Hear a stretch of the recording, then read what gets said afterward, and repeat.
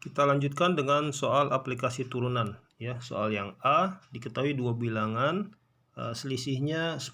Jadi kita anggap dua bilangan itu adalah X dan Y, maka X kurang Y-nya 10. Dan diketahui bahwa hasil kali kuadratnya maksimum ya. Diupayakan supaya hasil kali kuadrat dari kedua bilangan ini maksimum ya. Ketika itu berapakah nilai X tambah Y-nya? Nah, begitu soalnya ya. Nah, di sini karena yang diingin dimaksimumkan adalah hasil kali kuadrat ya. Maka hasil kali kuadratnya adalah X kuadrat kali Y kuadrat. Ini adalah hasil kali kuadrat.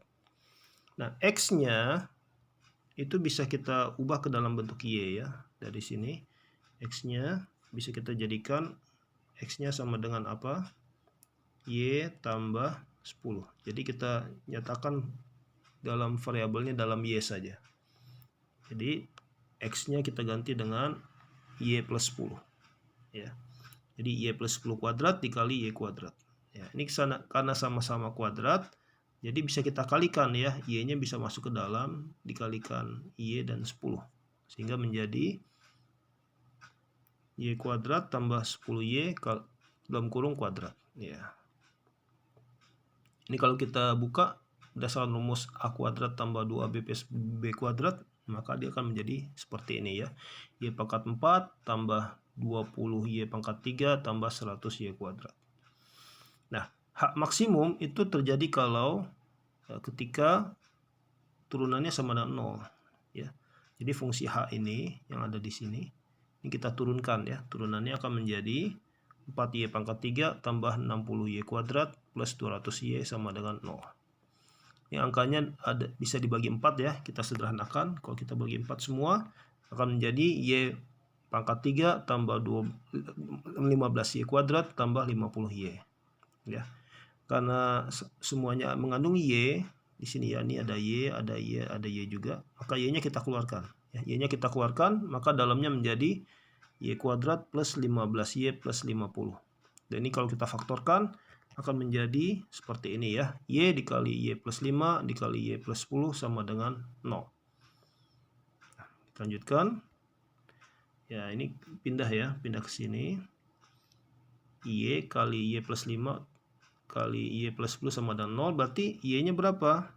Y-nya bisa 0.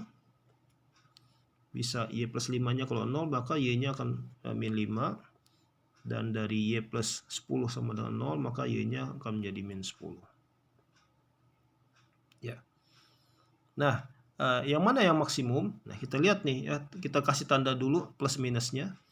Nah, berhubung Y-nya itu depannya positif semua ya, di sini positif, positif, positif. Jadi hasil kali Y kali Y kali Y pangkat 3-nya koefisiennya positif, maka paling kanan di sini isinya positif.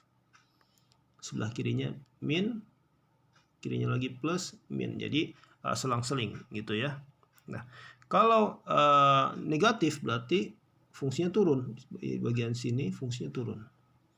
Dan plus lewat dari min 10 plus jadi naik. Kemudian lewat dari min 5 minus lagi jadi turun. Kemudian sebelah kanannya jadi naik lagi. Ya, jadi turun, naik, turun, naik. Manakah titik maksimumnya? Nah, sudah jelas terlihat dari gambar, titik maksimumnya ada di sini ya. Yaitu ketika X-nya min 5 ya. Titik maksimumnya ada di sini ketika X-nya min 5. Jadi Y supaya H itu maksimum adalah Y-nya berapa? Min 5 ya. Y-nya itu min 5. Kalau Y-nya min 5, maka X-nya bisa dicari ya, yaitu Y plus 10, min 5 tambah 10 sama dengan 5. Jadi X-nya 5, Y-nya min 5, maka X plus Y yang ditanya itu akan sama dengan 5 plus min 5 sama dengan 0 ya. Di jawabannya yang A itu hasilnya 0. X tambah Y-nya ya. Yang B disebutkan bahwa biaya produksi X unit ya, ada X unit di sini adalah X pangkat 3 tambah min 2000 X kuadrat plus 300.000 X. Ini adalah biaya X unit. Tapi yang ditanya adalah biaya per unit. Kalau dia biaya per unit berarti fungsi ini semua dibagi X ya. Biaya satu unitnya ini semua dibagi X. Kita dapatkan fungsinya adalah X kuadrat min 2000 X plus 300.000. Supaya biaya per unitnya ini Fx-nya ini paling rendah atau minimum, maka turunannya harus sama dengan 0 ya. Jadi fungsi yang ini, fungsi fx-nya kalau diturunin akan menjadi apa? Menjadi ini ya. Turunannya adalah 2x min 2000 sama dengan 0, maka x-nya adalah 1000 unit. Di x 1000 unit, saat x-nya 1000 unit, maka biaya per unitnya paling rendah.